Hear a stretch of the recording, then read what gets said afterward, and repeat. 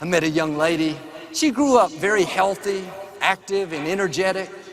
But at 11 years of age, she had a pain in her side that wouldn't go away. The doctors removed her appendix, but it didn't help.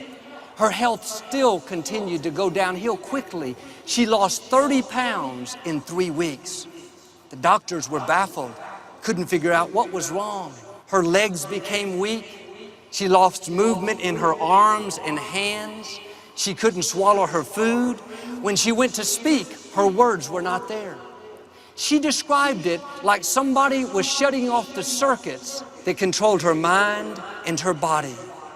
She ended up in the hospital in a vegetative state, not able to move, not able to open her eyes or communicate in any way. She was gone. The doctors finally diagnosed her with a rare autoimmune disorder that caused swelling on her brain and spinal cord.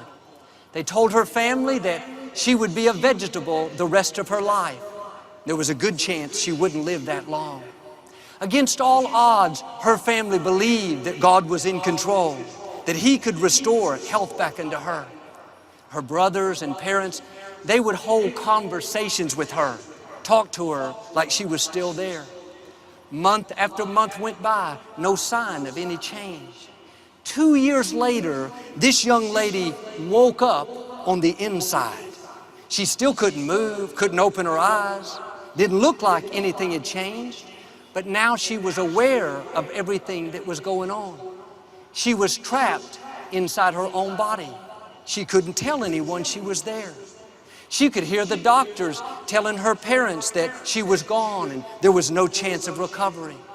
She could hear her mother telling her that she loved her, she was going to make it. Every Sunday in the hospital, her mother would turn our program on the television. This young lady would hear us talking about how God is a healer, how He can do what medicine cannot do. All through the day, laying in the hospital bed, paralyzed, not able to move, instead of feeling sorry for herself, in her mind she would say, I am a victor and not a victim. Thoughts would tell her, you're trapped, you'll never get out of this trouble. She would answer back, no, my time is coming. This is not how my story ends. She prayed that God would give her parents a sign that she was still there. 3 years later, she was able to open her eyes. Still no other movement. Her mother said to her, if you're in there, if you can understand me, blink once for yes. She blinked once. They knew she was there. That was the start of a long journey back. She learned to talk again, to eat again, to move again. And in September of 2010, 4 years after she became sick, she was able to go back to school once again. Everything woke up except her legs. She was paralyzed from the waist down.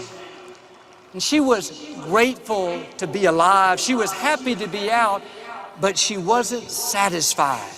She knew what God started, He was going to finish. She had been told she would never walk again, but through faith, hard work, determination, and training, this last March, a few months ago, she defied the odds and took her first steps. She no longer needs a wheelchair, no need for crutches. She can walk like nothing was ever wrong.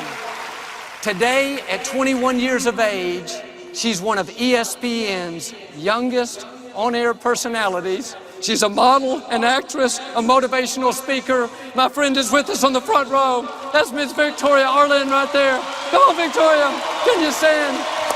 Look how beautiful she is. Strong and healthy.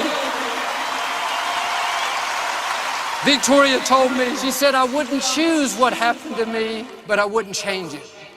It was meant to stop her. Instead, it promoted her. What am I saying? Your trouble is transportation. You may feel like you're trapped in negative circumstances, trapped in depression, trapped in an addiction, trapped in mediocrity. Doesn't seem like anybody can hear you. You don't think you could ever get out. Like Victoria, that is not how your story ends. The same God that brought her out is the God that's going to bring you out. I believe tonight dreams are waking up, hope is waking up, health is waking up, abundance is waking up. That trouble is not going to stop you. It's going to move you to a level of your destiny you could have never experienced without it.